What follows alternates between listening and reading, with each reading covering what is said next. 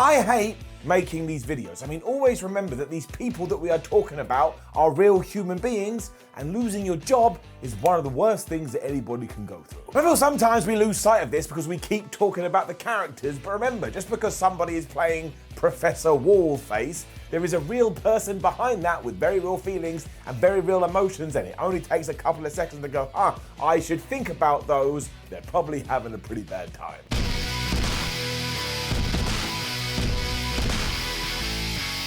As such, the most recent round of WWE releases was absolutely horrible to see, but once again, it was just oh so surprising. I mean, take somebody like Hit Row, who have only been on the main roster for around about 3 weeks. And I'll be the first to admit, I didn't really get that thing they did with Sami Zayn, and I really didn't get that thing they did with Jinder Mahal, but it wasn't their fault. They were just listening to the powers that be and doing as they were told. But whereas what used to happen with NXT call-ups is that you would get to Raw or SmackDown, you'd be given 3 weeks, and then you would totally vanish.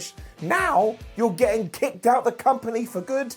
And I cannot get my head around it. And this is even before we've started talking about John Morrison. When he was brought back a few years ago, you had a ready-made main eventer. I mean, he had left the WWE and he had gathered so much experience and he had come back an even better performer.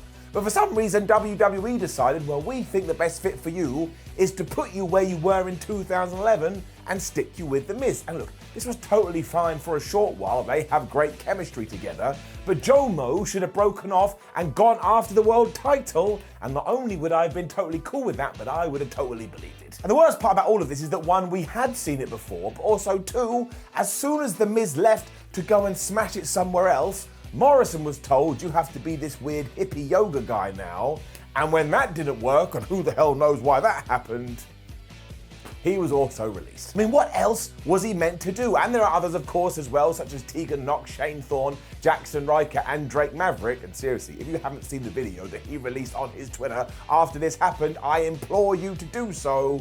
That is one creative cat. But in terms of the group, it is the same old story. When you take a step back and look at it, it kind of feels like they were set up to fail. So what are the reasons for these releases? Well, straight away, that old rumor that WWE is trying to sell the company is back in play, and there's every chance that it's true. Maybe Nick Khan and Vince McMahon have sat down and gone, when someone signs on the dotted line, we need to make sure we're as profitable as possible so we can walk away with a bag of cash. But that would be the long-term goal if it is indeed real, but we're talking about the here and now and the short term.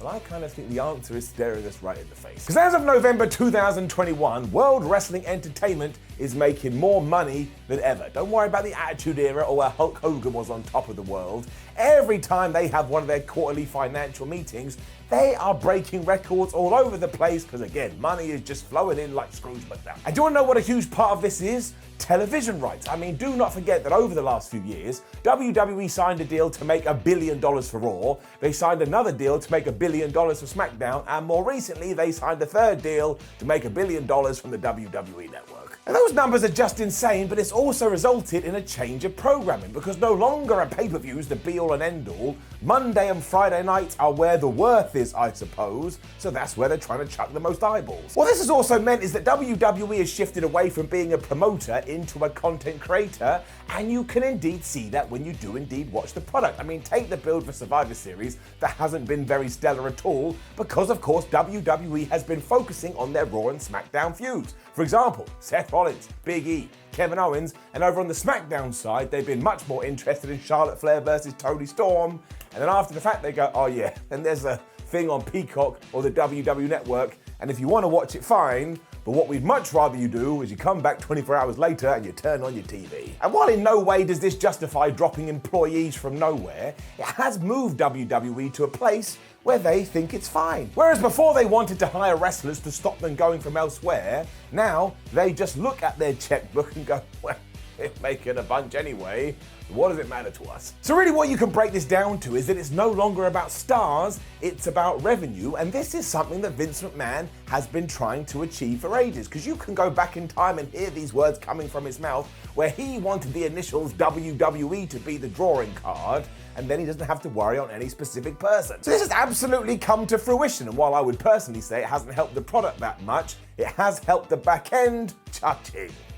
I regret doing the cha-ching. And I want to make it clear that I do not agree with this approach at all, but if you have decided that all you need is WWE, then every single other performer, other than maybe Roman Reigns, Brock Lesnar and John Cena, could legitimately be let go. And that is just stupid. It's an absolutely silly thing to say, but look at some of the names that have already gone. And all of a sudden those gears in your brain start turning. And I know that there's also this crazy conspiracy theory out there as well. The WWE are doing this so that AEW hires too much talent and eventually bankrupts itself. But I hate the fact I even brought that up. I mean, let's say it's true. Let's say that's what they're planning. Do you think Tony Khan is that bad at his job he can't manage his books? Here's a little newsflash for you. He's exceptionally good at his job and he absolutely knows how to balance his books. And really all that matters is that this sucks. I don't want to see people be fired. I want to see people have a fire lit under their ass and say, hey, you're a talented person. Go out there and show us what you can do. And if somebody doesn't get over in a month, you don't decide they're surplus to requirements. You give them time to get over, because it takes more than flipping 4 weeks. And they are all talented cats, and I know they'll all land on their feet, but what really gets me is this probably isn't the last time we're going to talk about it.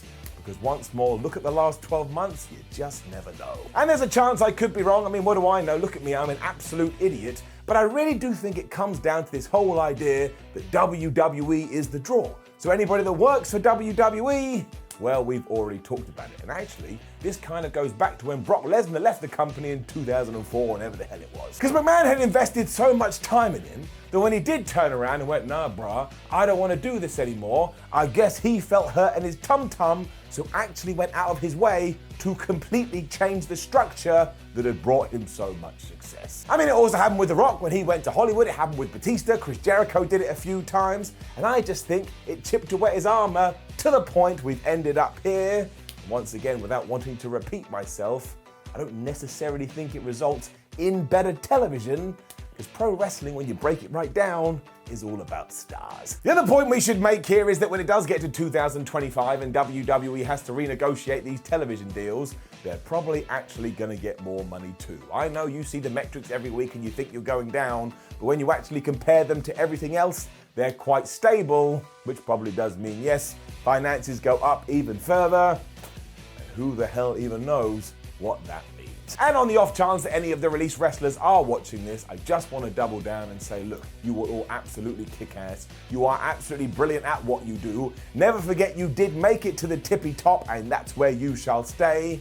And I'm very much looking forward to see what you are going to do down the line. Now, please do leave a comment below and let us know what you think about all of this. Like the video, share the video, and subscribe. Head over to whatculture.com and we will keep you up to date as best as we can. Make sure you follow us on social media as well. And we have other videos, some of which will touch on this topic. Please go and check them out. My name is Simon What Culture. Thank you for joining me as always. And I truly hope this is the last time I ever have to make a video about this.